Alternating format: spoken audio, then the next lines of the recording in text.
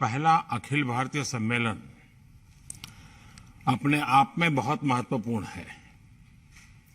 आज Bharat water security पर अभूतपूर्व काम कर रहा है, अभूतपूर्व निवेश भी कर रहा है। हमारी संवैधानिक व्यवस्था में पानी का विषय राज्यों के नियंत्रण में आता है। जल संरक्षण के लिए राज्यों के प्रयास देश के सामूहिक लक्ष्यों को प्राप्त करने में बहुत सहायक होंगे।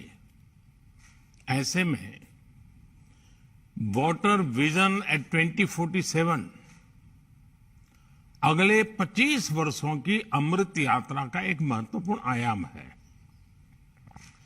सातवें सम्मेलन में होल ऑफ द गवर्नमेंट और होल ऑफ द कंट्री इसके विजन को सामने रखकर चर्चाएं होना बहुत स्वाभाविक और आवश्यक भी है। होल ऑफ गवर्नमेंट का एक पहलू ये भी है कि सभी सरकारें एक सिस्टम की तरह, एक ऑर्गेनिक एंटिटी की तरह काम करें। राज्यों में भी विभिन्न मंत्रालय जैसे जल मंत्रालय हो, सिंचाई मंत्रालय हो, कृषि मंत्रालय हो, ग्रामीण विकास मंत्रालय हो, पशुपालन का विभाग हो, उसी प्रकार से शहरी विकास मंत्रालय, उसी प्रकार से आपदा प्रबंधन, यानी कि सबके बीच लगातार संपर्क और संवाद और एक क्लैरिटी, विजन, ये होना बहुत आवश्यक है। अगर विभागों को एक दूसरे से जुड़ी जानकारी होगी, उनके पास पूरा डेटा होगा, तो उन्हें अपनी प्लानिंग में भी मदद मिलेगी। साथियों, हमें यह भी समझना होगा कि सरकार के अकेले प्रयास से ही सफलता नहीं आती।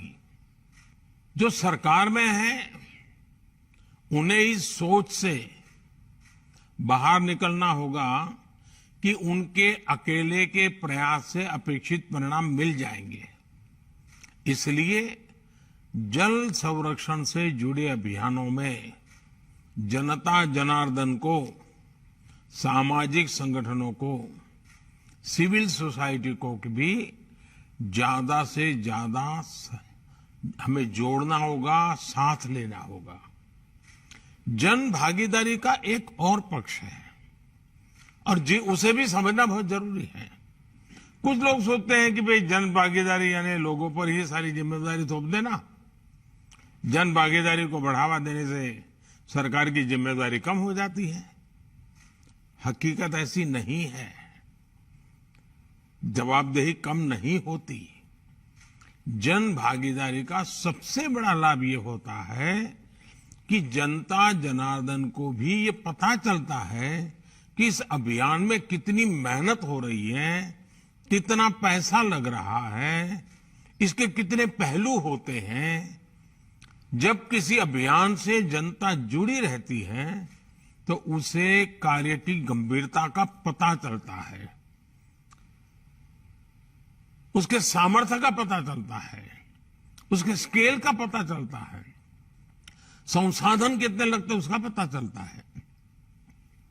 इससे जनता में जब ये सब देखते हैं, इन्वॉल्व होते हैं, तो ये इस प्रकार की योजना हो या अभियान हो, एक सेंस ऑफ ओनरशिप आती है। और जो सेंस ऑफ ओनरशिप जो है ना, वो सफलता की सबसे बड़ी कुंजी होती है। अब आप देखिए स्वच्छ भारत अभियान कितना बड़ा उदाहरण है। स्वच्छ भारत अभियान में जब लोग जुड़े तो जनता में भी एक चेतना आई, जागृति आई। गंदगी दूर करने के लिए जो संसाधन जुटाने थे, जो विभिन्न वाटर ट्रीटमेंट प्लांट बनवाने थे, शौचालय बनवाने थे, ऐसे अनेक कार्य सरकार के द्वारा हुए। लेकिन इस अभियान की सफलता तब सुनिश्चित हुई जब जनता में, प्रत्येक नागरिक में सोच आई कि गंदगी नहीं करनी है, गंदगी नहीं होनी चाहिए, गंदगी के प्रति एक नफरत का भाव नागरिकों में आने लगा। अब जनभागीदारी की यही सोच हमें जल संरक्षण के लिए जनता के मन में जगानी है। इसके लिए जनता को हम जितना ज्यादा जागरूक करेंगे उतना ही प्रभाव पैदा होगा। जैसे हम जल जागरूकता महोत्सवों का आयोजन कर सकते हैं, स्थानीय स्तर पर होने वाले मेलों में पानी को लेकर जागरूकता संबंधी कई आयोजन जोड़ सकते हैं। विशेषकर नई पीढ़ी इस विषय के प्रति जागरूक हो, इसके लिए हमें पाठ्यक्रम से लेकर स्कूलों में एक्टिविटीज तक इनोवेटिव तरीके सोचने होंगे। आप जानते हैं कि देश हर जिले में 75 अमृत सरोवर बना रहा है। आपने भी अपने राज्य में इसमें काफी कुछ काम किया है। इतने कम समय में 25,000 अमृत सरोवर बन भी चुके हैं। जल संरक्षण की दिशा में पूरे विश्व में अपनी तरह का ये अनोखा अभियान है और ये जन भागीदारी इसमें जुड़ी है। लोग इनिशिएटिव ले रहे हैं, लोग इसमें आगे आ रहे हैं। इनका संरक्षण हो, लोग इनसे जुड़े। हमें इस दिशा में निरंतर प्रयास बढ़ाने होंगे। साथियों, हमें पॉलिसी लेवल पर भी पानी से जुड़ी परेशानियों के समाधान के लिए सरकारी नीतियां और ब्यूरोक्रेटिक प्रक्रियाओं से बाहर आना होगा। हमें प्रॉब्लम्स को पहचानने और उसके सॉल्यूशन को खोजने के लिए टेक्नोलॉजी को, इंडस्ट्री को और खासकर स्टार्टअप्स को साथ जोड़ना होगा।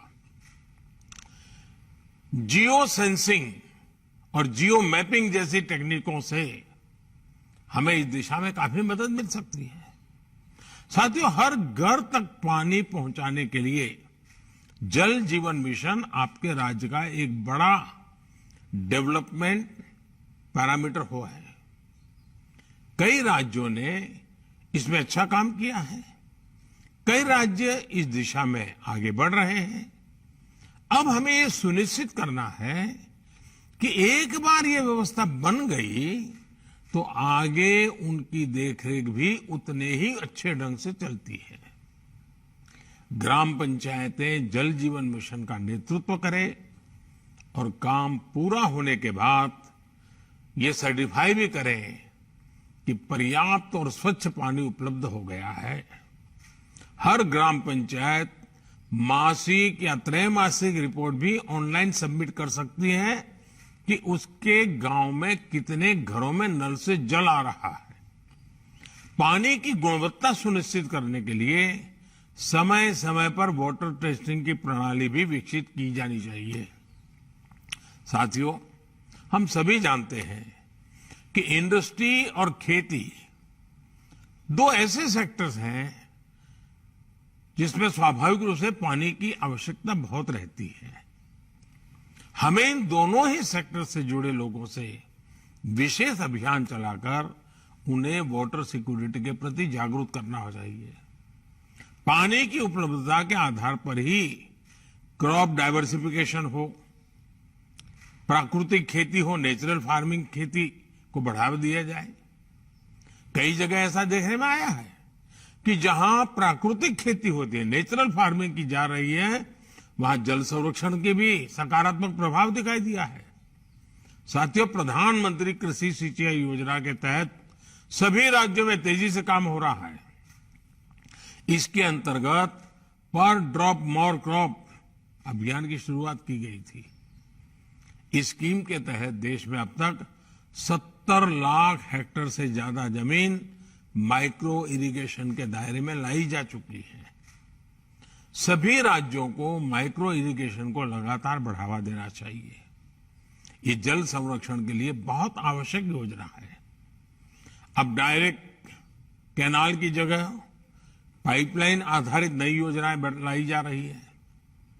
इसको और भी आगे ले जाने की जरूरत है। साथियों, जल संरक्षण के लिए केंद्र ने अटल भूजल संरक्षण योजना की शुरुआत की है।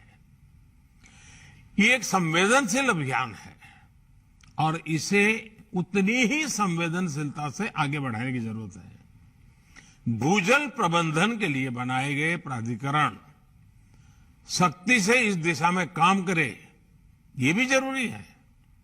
भूजल रिचार्ज के लिए सभी जिलों में बड़े पैमाने पर वाटरशेड का काम होना जरूरी है। और मैं तो चाहूंगा कि मनरेगा में सबसे अधिक काम पानी के लिए करना चाहिए।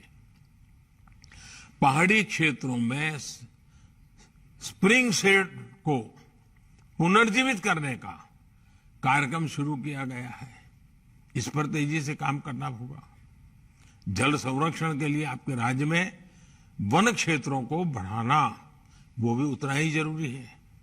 इसके लिए पर्यावरण मंत्रालय और जल मंत्रालय साथ मिलकर काम करें। लगातार पानी पहुंचाने के लिए जरूरी है कि पानी के सभी स्थानीय स्रोतों के संरक्षण पर भी ध्यान दिया जाए। ग्राम पंचायतें अपने लिए अगले 5 साल का एक्शन प्लान भी बनाएं।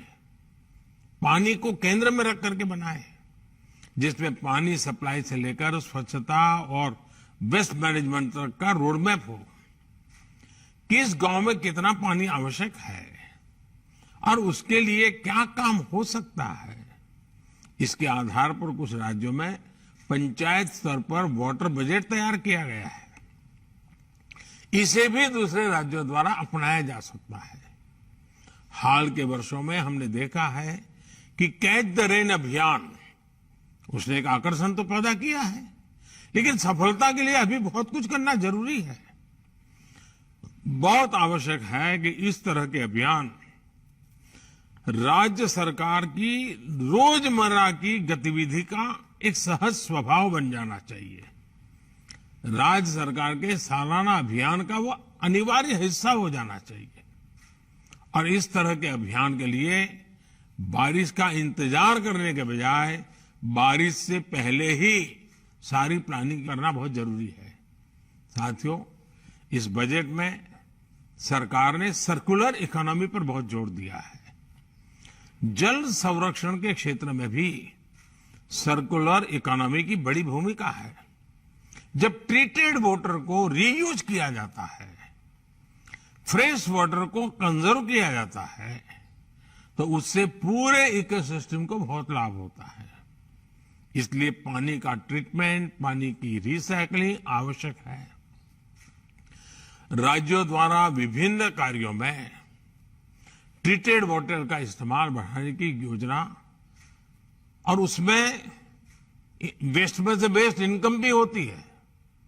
आपको लोकल नीड्स की मैपिंग करनी होगी, उस हिसाब से योजनाएं बनानी होगी। हमें एक और बात ध्यान रखनी है, हमारी नदियां, हमारी वाटर बॉडीज पूरे वाटर इकोसिस्टम का सबसे अहम हिस्सा होते हैं।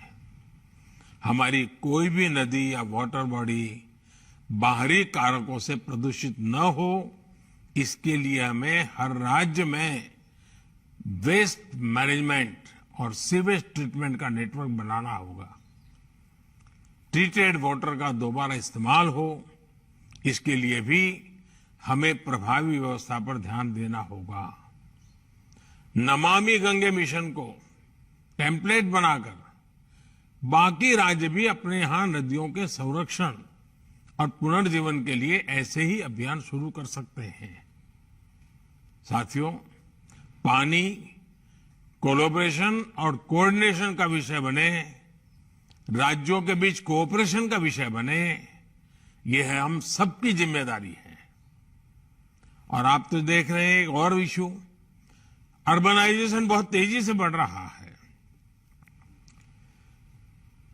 बहुत तेजी से हमारी आबादी अर्बनाइजेशन की दिशा में बढ़ने वाली है।